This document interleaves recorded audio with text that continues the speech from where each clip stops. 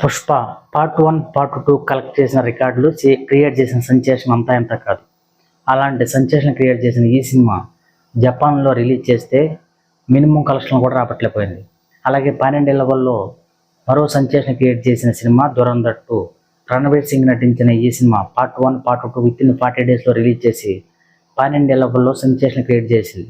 Even పాకిస్తాన్లో కూడా ఈ సినిమాని చూసే అంతలాగా ఆదరణ పొందిందంటే ఈ సినిమా రేంజ్ ఏంటో, ఈ సినిమా కెపాసిటీ ఏంటో అర్థం చేసుకోవచ్చు. అయితే ఈ సినిమా 2 పార్ట్లు కలిపి ఆల్మోస్ట్ 3,000 కోట్ల రూపాయలు కలెక్ట్ చేసింది 12 లెవెల్లో.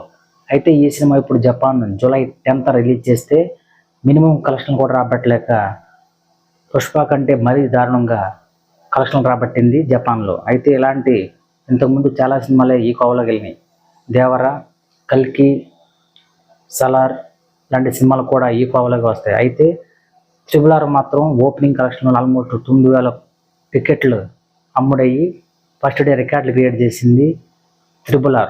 అలాంటి 12 లెవెల్లో సెన్సేషన్లో ఇండియాలో హిట్ కొట్టిన సినిమాలు జపాన్లో మాత్రం మినిమం కలెక్షన్లు రాబట్టలేక చతికిలబడిన సినిమాలు చాలా ఉన్నాయి.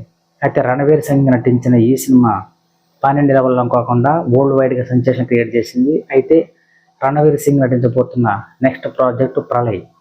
మరి అమాంతంగా రేంజ్ పెరిగిన రణవీర్ సింగ్ మరి ఎలాంటి సినిమాతో వస్తాడో, ఎలాంటి రికార్డ్ క్రియేట్ చేస్తాడో వెయిట్